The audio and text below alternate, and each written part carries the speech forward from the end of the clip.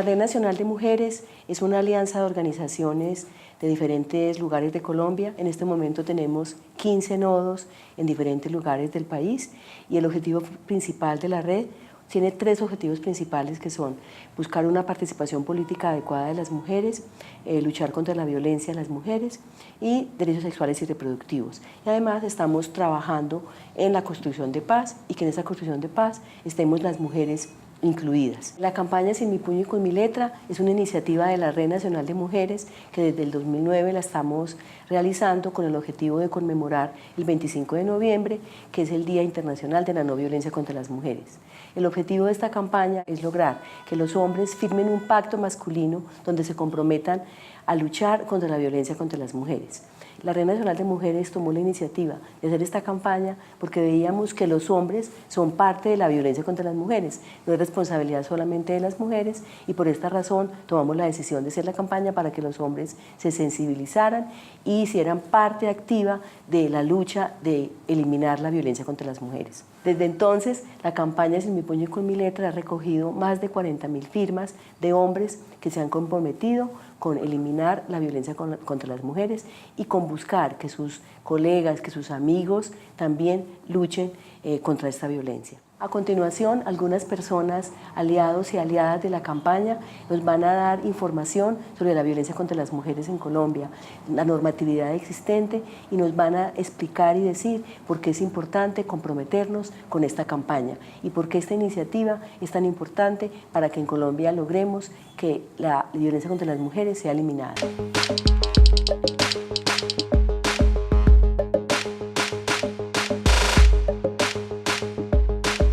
La sociedad es un escenario que reproduce los mandatos de la cultura. Una cultura patriarcal es causante de la violencia contra las mujeres y se reproduce precisamente a través de la sociedad. La sociedad es un escenario muy potente para la reproducción de esos mandatos de la cultura patriarcal y son mandatos fundamentalmente relacionados con interpretar la diferencia como inferioridad. Ha habido una tendencia de todas maneras de las sociedades a tener jerarquías y esas jerarquías siempre van en detrimento de uno de los dos o de los tres que están en relación. Para el caso de la relación hombre-mujer, la sociedad ha tenido una tendencia a considerar al hombre y lo masculino como más importante que la mujer y lo femenino. Y lo peor es que esta tendencia busca en la naturaleza, en la biología, en la fisiología, justificaciones de esa diferencia en contra de las mujeres. De tal manera que en la sociedad aparece que la inferioridad de la mujer respecto al hombre es natural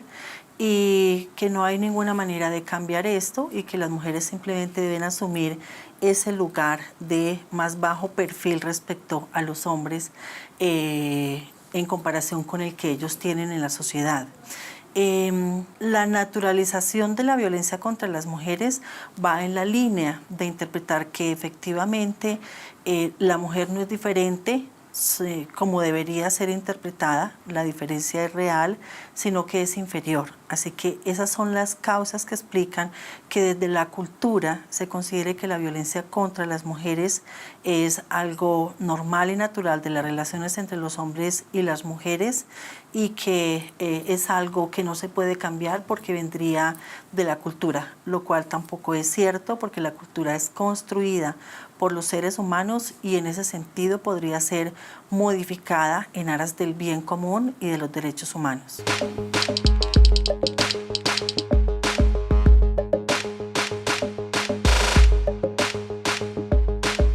En Colombia, durante los últimos años, las cifras de violencia contra las mujeres no han variado significativamente, por eso, digamos, puedo decir en general que siguen perpetrándose casos de violencia en diferentes modalidades cada cierto tiempo. Cada 27 minutos una mujer es víctima de violencia sexual, cada 12 minutos una mujer es víctima de violencia por parte de su pareja o su expareja, cada 2 días otra mujer es víctima de violencia sexual en el marco del conflicto armado y cada 4 días por lo menos hay una mujer víctima de feminicidio. Estas cifras se han mantenido constantes en la historia reciente del país, a pesar de que tenemos una ley como la Ley 1257 de no violencia contra las mujeres, que es la ley que protege de toda forma de violencia física, sexual, psicológica y económica a las mujeres colombianas, pero claramente no está funcionando. Prueba de que no está funcionando son esas cifras de violencias contra las mujeres, pero también el hecho de que una vez suceden los sucesos de violencia, las autoridades no están actuando. Nosotras estamos próximas a lanzar un informe de seguimiento de la Ley 1257, en la cual estamos demostrando que los casos de acoso sexual que son recurrentes en nuestras sociedades están archivados en un 97% de las denuncias. La generalidad de otras formas de violencia sexual están archivadas en casi un 80% de los casos que se denuncian ante las autoridades. Y así sucesivamente. En otras formas de violencia, en materia de violencia intrafamiliar, también tenemos archivos de cerca del 80%, es decir, que nos están investigando, nos están sancionando los hechos, y creo que este es el panorama más adecuado para replicar y para repetir la violencia contra las mujeres. Así lo demuestran los estudios, los pronunciamientos de instancias como Naciones Unidas, y es que el clima de impunidad es uno de los factores que está generando más violencia contra las mujeres, porque los agresores agreden porque tienen claro que no les va a suceder nada, que nadie los va a sancionar.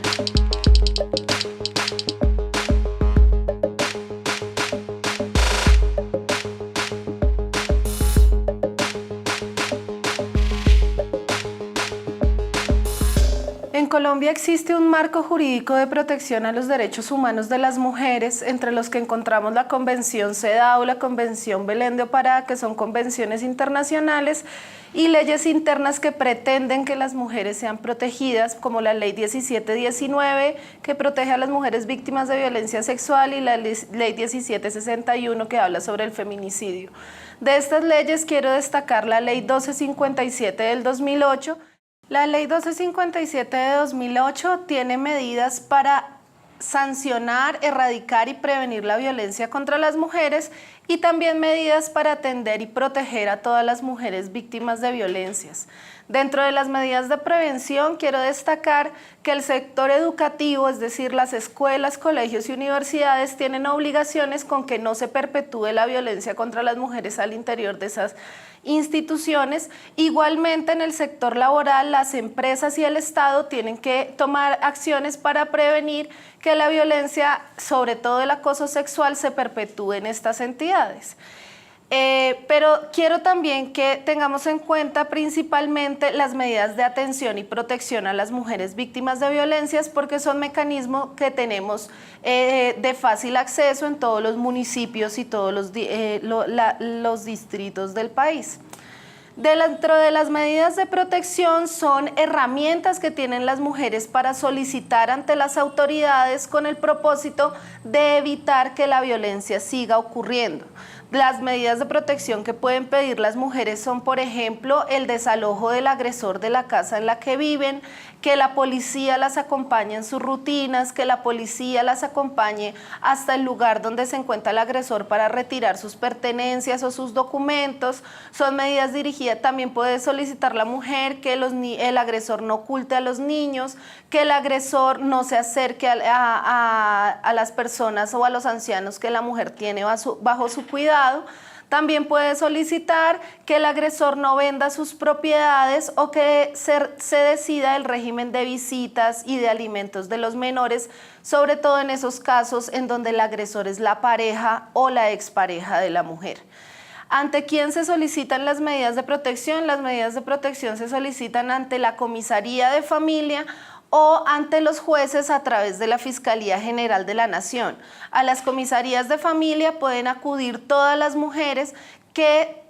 cuando el agresor sea un familiar de ellas. Esto quiere decir cuando sea su pareja o su expareja y hayan tenido un hijo en común, cuando se trate de sus padres, sus hijos o sus hermanos, o en los casos en los que son los tíos, los agresores son los tíos, los abuelos, los primos, pero sí viven con la mujer. Cuando la violencia a la que la mujer se está enfrentando no es la violencia intrafamiliar, por ejemplo, cuando hablamos de la violencia sexual, la violencia económica, o cuando el agresor es el jefe o es un compañero de trabajo, de estudio, es decir, que no es un familiar, las mujeres tienen que acudir a la Fiscalía General de la Nación a denunciar los hechos de los que fueron víctimas de violencia, y allí la Fiscalía deberá tramitar las medidas de protección ante los jueces de conocimiento. También quiero destacar que el sistema de salud tiene un importante papel en la atención a las violencias contra las mujeres. Entre otras cosas, debe atender a las mujeres de manera prioritaria cuando fueron víctimas de violencias. Esto quiere decir que deben ser atendidas por urgencias y que no pueden tardar más de 1 hora en atenderlas. Todo el sistema de salud tiene la responsabilidad de guardar las pruebas en los casos de violencia sexual, es decir, tomar las muestras que se requieren en los cuerpos de las mujeres, y también deben darle un trato digno y humano a las mujeres, como todas las entidades que están a cargo de atender y proteger a las mujeres víctimas de violencias.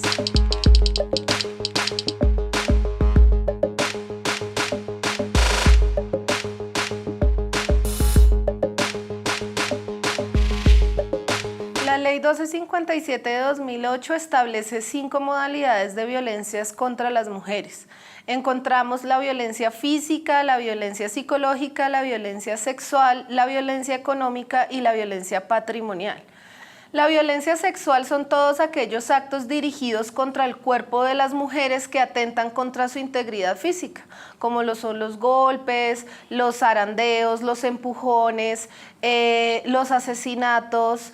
los ataques con ácidos, los ataques con armas cortopunzantes y de fuego. Todo esto son modalidades de violencia física contra las mujeres. La violencia psicológica son todas aquellas conductas dirigidas a menoscabar la estabilidad psicológica y emocional de las mujeres. Esto entendemos por violencia psicológica todos estos actos crueles, humillantes, en donde se dirigen palabras soeces y groseras contra las mujeres,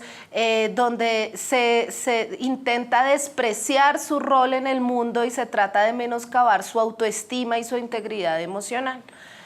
Por otro lado, encontramos la violencia sexual, que son todas aquellas acciones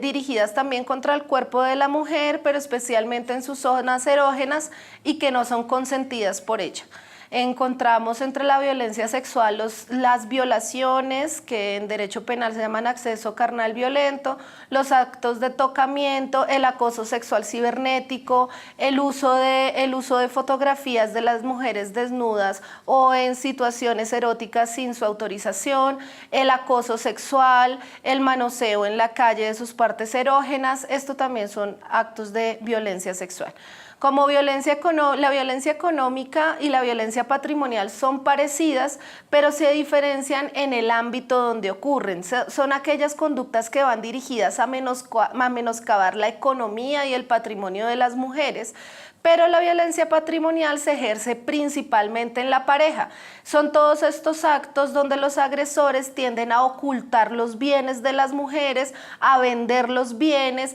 a impedirles a ellas la administración incluso de su propio sueldo, así como la administración de los bienes que compran en común. Por otro lado, la violencia económica es un poco más de tipo social. Por ejemplo, cuando una mujer y un hombre desempeñan el mismo trabajo en una empresa, pero al hombre le pagan mejor que a la mujer. O cuando una mujer está imposibilitada para acceder a un cargo directivo porque la persona que elige a los directivos considera que las mujeres no son aptas para ese cargo y prefiere darle ese cargo directivo a un hombre.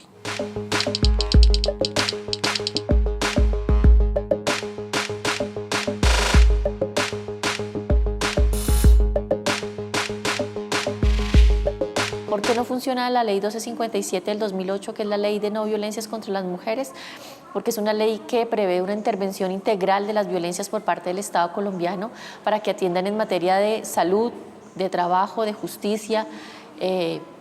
a las mujeres de manera muy integral para que atiendan la problemática estructural y de raíz de lo que está sucediendo, para que den oportunidades de ingresos económicos a las mujeres que no tienen independencia económica y por eso tienen que permanecer en círculos de violencia, para que atiendan en materia de salud a las mujeres que sufren violencias de diferentes formas, para que también accedan a la justicia y tengan medidas de protección efectiva, y también para que tengan medidas de educación, para que tengan oportunidades de formarse en oficios que les permita tener su independencia económica también. Esta ley no se está implementando, no se está cumpliendo por parte de las autoridades porque no hay voluntad política para hacerla cumplir. Y creo que eso también es parte del problema estructural, además, digamos, de la generalidad de patrones socioculturales de discriminación y violencia que tenemos en la sociedad, que vienen desde la escuela en adelante. Nos acostumbramos a pensar que la violencia es normal, que la violencia es natural, que si escuchamos un caso eso es normal, eso es usual, y hasta que no cambiemos esa forma de pensar seguramente vamos a seguir teniendo un panorama semejante.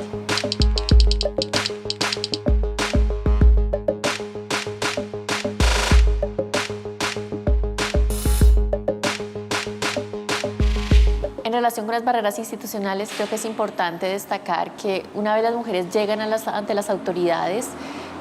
no es todavía suficientemente comprendida la problemática de la violencia contra la mujer como una problemática de derechos humanos. Sigue habiendo un enfoque familista en el tratamiento y en el abordaje de las violencias contra las mujeres, y por cuenta de este enfoque, entonces, las mismas autoridades se encargan de instar a las mujeres a que no denuncien porque pueden afectar el núcleo familiar, les dicen que van a generar más conflictos, las llaman a conciliar cuando las violencias contra las mujeres no son conciliables según la ley. Y en fin, hay una serie de respuesta institucional poco sensible a la violencia contra las mujeres, que está permeada por esos patrones de violencia y discriminación en nuestra contra, que hace que se desincentive a las mujeres para denunciar. Y de otra parte, las autoridades que tienen que complementar este abordaje integral en salud, en educación, en trabajo, tampoco están, incorporando eficientemente en las políticas públicas de cada institución, de cada ministerio responsable de adoptar estas medidas, el enfoque de género y el enfoque de no violencias contra las mujeres. Seguimos en políticas generales que no logran identificar la problemática concreta y, por tanto, darle una solución y un abordaje adecuado a la problemática que intentan resolver.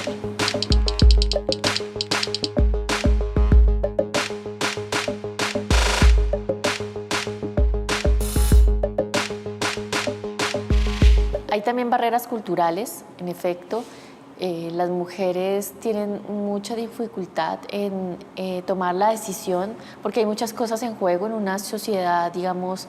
con un enfoque familista, como decía, en que no prioriza los derechos de los sujetos llamados mujeres, sino que, las quieren someter a que persistan y se mantengan en unos círculos de violencia permanentes. Ellas, cuando quieren denunciar, se ven compelidas y se ven constreñidas por su mismo grupo familiar para que no lo hagan, por una parte, pero por otra parte también tienen ellas mismos temores. A veces no se logra que ellas mismas identifiquen que han sido víctimas de violencia económica, de violencia sexual, de violencia física, de violencia psicológica por parte de sus entornos familiares, y por eso no es tan fácil tomar la decisión. Pero como suele suceder en estos casos, cada vez que hay un escenario de violencia son reiterativos,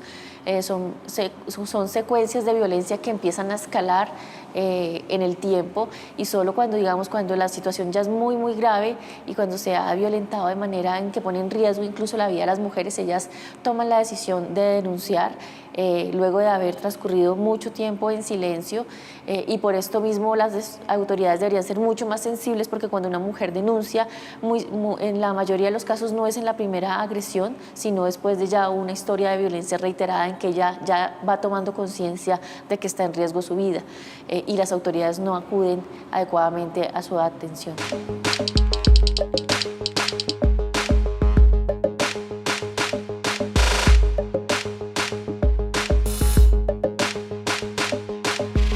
La sociedad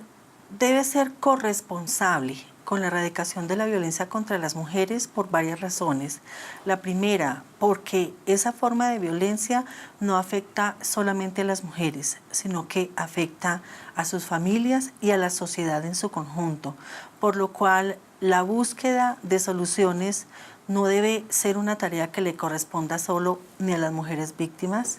ni al Estado y sus instituciones, sino a toda la sociedad. La sociedad tiene mucha potencia para generar precisamente mecanismos internos que contrarresten estos mensajes que a lo largo de cientos y cientos de años se han convertido en la justificación de la violencia contra las mujeres. Las sociedades pueden reducir la tolerancia a la violencia contra las mujeres y entender que como cualquier forma de violencia no tiene justificación y es inaceptable. La sociedad, de actuar toda en conjunto, de manera corresponsable, se beneficiaría asimismo de la erradicación de este fenómeno de la violencia contra las mujeres. Se beneficiaría en el plano de los derechos humanos porque se cometerían menos vulneraciones de los derechos de las mujeres y en particular de su derecho a vivir sin violencia. Nos constituiría también en una sociedad más democrática, en una sociedad donde la diferencia no signifique un motivo de discriminación o de inferiorización. Entonces también haría una sociedad más democrática este cambio de la sociedad. Y creo que para el caso de los hombres también sería muy importante porque ayudaría a enfrentar los estereotipos de género que han ligado la masculinidad con violencia, con actitud guerrerista, y esto representa también un peso muy grande sobre los hombros de los hombres. Así que no solamente las mujeres se benefician, sino también los hombres, la sociedad en su conjunto, y creo que ese es el principal motivo para buscar que la sociedad se comprometa también, al igual que las instituciones del Estado, al igual que la sociedad civil organizada, al igual que las mujeres que también tienen un rol que cumplir frente a la problemática que están en riesgo de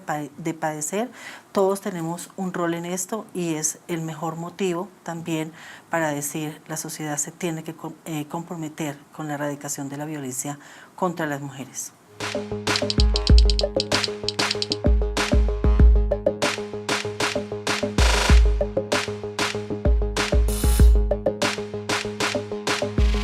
La campaña Sin mi puño y con mi letra tiene un elemento muy interesante para que lo analicemos y lo consideremos, y es que le habla a los hombres y de alguna manera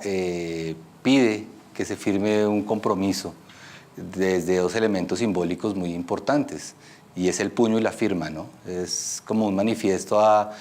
desarmarnos desde el puño y a comprometernos desde lo que nos identifica, que es nuestra firma.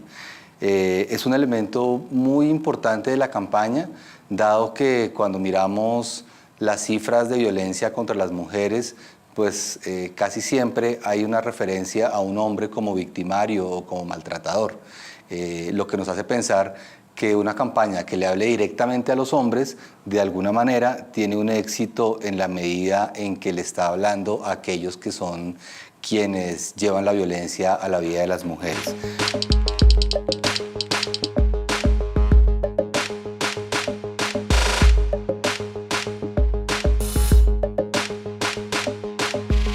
Otro elemento que también es muy importante frente a las acciones de prevención tiene que ver con la manera en que los hombres nos relacionamos con las mujeres. Cada espacio de socialización, de encuentro con otros y con otras, en donde participan los hombres, es un escenario donde los hombres podemos firmar compromisos para la transformación. Hay un elemento muy importante para entendernos actores de cambio, y es que si asumimos que somos actores de cambio, tendríamos que mirar de qué manera en cada escenario en el que compartimos de nuestra vida podemos aportar la transformación. Nosotros, desde algún trabajo que venimos haciendo con ONU Mujeres en el tema de masculinidades, hemos asumido la corresponsabilidad como un elemento transformador de las masculinidades. Entendemos que si los hombres asumimos responsabilidades de diferentes tareas en los espacios que cohabitamos con las mujeres, de alguna manera podemos incidir en mejorar la vida de las mujeres y de alguna manera hacer algún tipo de prevención de algunas violencias. Desde allí, entonces, entendemos la corresponsabilidad en diferentes escenarios, en los escenarios del cuidado, por ejemplo, para poder redistribuir las tareas y las cargas que al interior de las familias se dan frente al cuidado de los hijos, frente al cuidado de las personas mayores o de las personas con atención especial. Eso de alguna manera dignifica el ejercicio al interior de la familia y hace una descarga de las obligaciones que históricamente se han endosado a las mujeres. También entendemos que existe un ejercicio de corresponsabilidad que debemos asumir los hombres en la reproducción. No solamente en la reproducción biológica, sino en la reproducción cultural y social. Y ahí recaemos de nuevo en los imaginarios y las prácticas. Como también los hombres reproducimos imaginarios desde nuestra socialización entre pares con otros hombres, desde el chiste sexista, desde el piropo, desde la burla, desde el comentario pasado de tono que hacemos frente a algunas mujeres. Y allí estamos reproduciendo violencias a partir de mantener unos imaginarios culturales y sociales. Y en el sentido de lo biológico, pues es justamente hacer un involucramiento de manera directa frente a una esfera que para los hombres había sido desapercibida, y es la responsabilidad de la crianza y la reproducción. También es importante mirar un tema específico de la corresponsabilidad, y es frente a las violencias. Cuando pensamos en cómo asumir de una manera corresponsable las violencias que viven las mujeres, los hombres tenemos que asumir posición. Y nosotros impulsamos tres posiciones a asumir. Una es no ejercer violencias, y entonces como persona, como hombre, comprometernos a no ejercer. Pero no solamente quedarnos en el no ejercer, sino también en el rechazar. Y sería el segundo escenario. Los hombres debemos estar dispuestos a rechazar las violencias que sufren las mujeres en todos los espacios que habitamos en nuestra cotidianidad, en la calle, en el transporte público, en los restaurantes, en los sitios de concentración. Allí siempre estamos viviendo y experimentando cómo hay violencias hacia las mujeres, y muchas veces pasamos desapercibidos desde el silencio. Pues nosotros apostamos como un ejercicio corresponsable también señalar y denunciar esas violencias. Entonces tendríamos no ejercer, rechazar y denunciar. Son los tres escenarios de la corresponsabilidad que los hombres deberíamos asumir frente a las violencias. Es muy importante darnos cuenta que en el común ya se ha posicionado el discurso del rechazo a las violencias, pero son muy pocos los hombres que saben activar una ruta de denuncia, por ejemplo, o una ruta de atención de violencias. Entonces son pequeños elementos que desde este proceso que impulsa la campaña Sin mi puño y con mi letra, puede ir fortaleciendo capacidades desde estos grupos de multiplicadores en cada territorio, para involucrar a los hombres en un ejercicio de prevención como actores de cambio, y también para generar conciencia de las múltiples violencias que viven las mujeres y que de alguna manera somos responsables.